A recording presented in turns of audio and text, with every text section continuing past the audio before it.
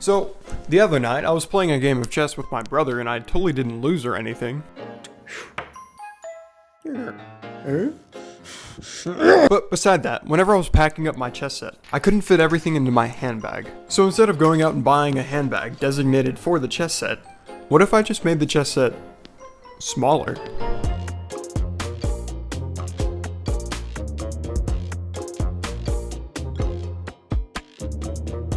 So I want to put a chess set in an Altoids tin. How am I going to do that? Well, it's simple.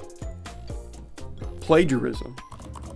Why should I have to do all the work when someone else can do it for me? Let me just yoink these files and, oh wow, check out what I made. Pretty cool, right? So obviously this has been done before, but the current design has its flaws. The board is too small and the walls are so confining, you can't even pick up a piece without recreating the events from August 1945. And like said events, the best thing to do with this board is wipe it out and rebuild it from the ground up. I should really cut that one out. While I'm pretending to take out potentially offensive jokes from the script, I wanted to say that making content like this is difficult. If you want to support my channel, the best and free thing to do is leave some sort of feedback. The current chessboard is too small, and I want to make it bigger, but I don't want it to be like every other portable chess set. Whenever the Altoids tin is opened, I want the board to automatically unfold like something out of a movie. The goal is to make the board setup as easily and automatically as possible, while still fitting inside of the tin itself. To start, I'll need to make the board. I made this prototype board out of paper, and look, it has plenty of space. Almost enough space to fit your mother! I can't just create a giant board, because with a giant board comes giant pieces, and the pieces wouldn't be able to fit in the tin. Even then, having a board like this automatically fold and unfold would be a nightmare. I ultimately settled on this trifold design because when it's fully unfolded, it's supported by the base of the tin, and leaves space on the lid for captured pieces as opposed to something like a two-piece board. Speaking of pieces, I'll be using the same pieces from the previous chessboard I found on Thingiverse for temporary testing purposes.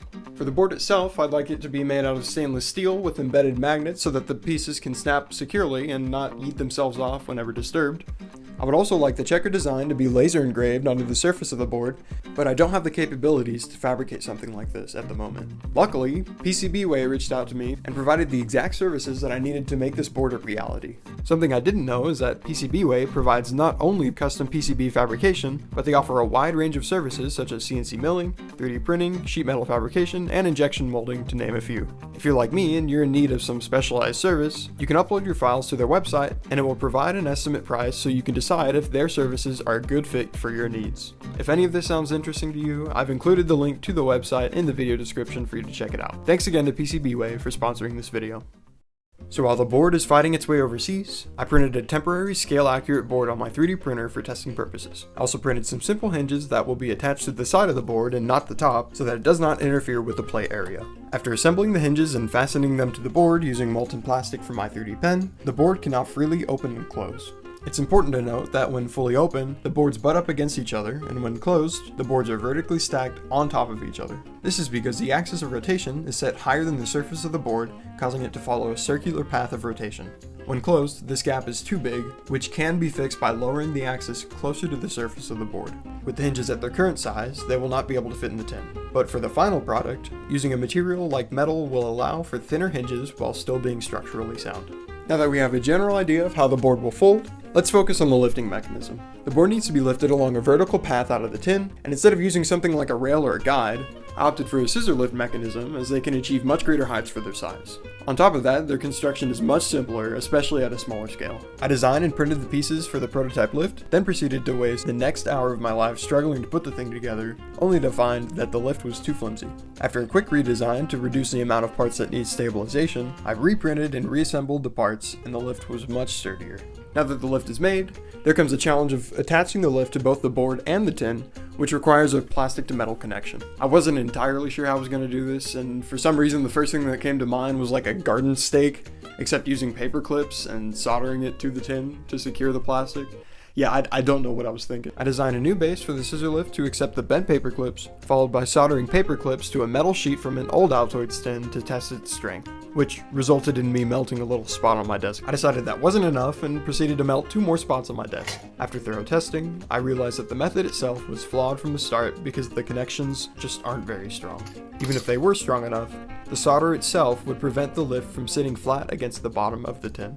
With this in mind, I'd redesigned the base to accept threaded inserts, which, in hindsight, would have been the better option to begin with. That, and they're much easier to install. Assuming I sized the holes correctly like a competent individual, I ended up having to add material with the 3D pen so the inserts had something to bite into. After drilling holes in the base of the tin, I fastened the base of the lift to the tin and reassembled the rest of the lift. I also attached a piece of fishing line from the top of the lift to the lid of the tin for testing purposes, and the lift was working quite well. Things were starting to look good. Until...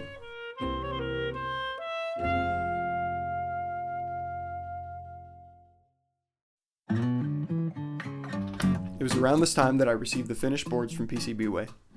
After holding the boards in my hands, I realized that the space of the tin might be getting a little low and only now decided to test fit all the components.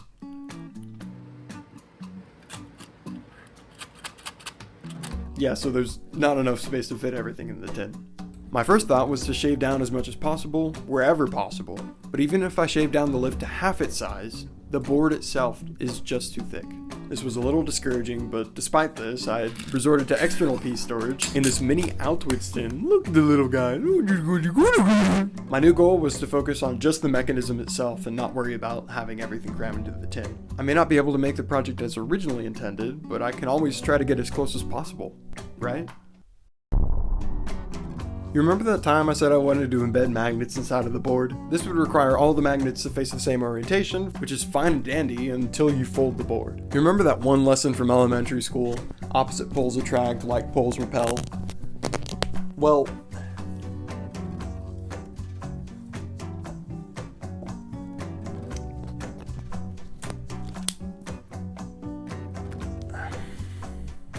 now I could ditch the magnets entirely and use the magnetic properties of the board itself, if the material that I chose for the board was actually magnetic.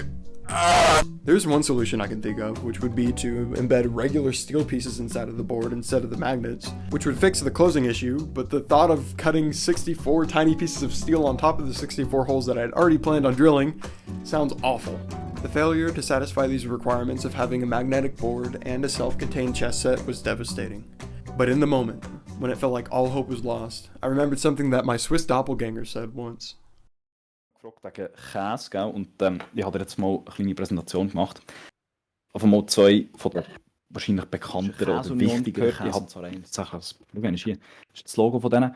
Die sind von, glaube 1914 bis 1999 noch dran, was wir auch haben schlussendlich. Und wie das eigentlich funktioniert, ist, du hast Ding, also der Rahmkäse haben wir ein bisschen geschnitten. Das ist eigentlich ein sehr cremiger Käse, aber wie bereits gesagt, Rahmkäse. Und ich probiere jetzt mal so eine Yeah, I have no idea what he said, but it got me thinking. I've already invested so many hours into this project, and I can't just let it all go to waste. So why not produce a result, even if it means throwing away the functionality of the project?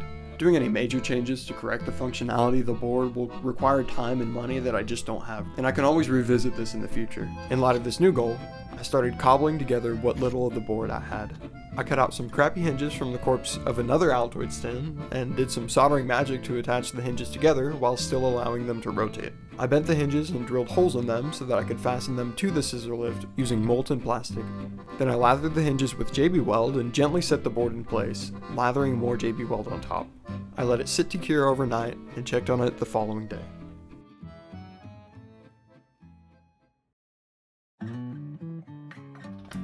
Although it's not functional, it really shows the potential of this project. I have plans to complete this project in a future video, but I'm also broke, so give me your money, you know? Yeah. Yep.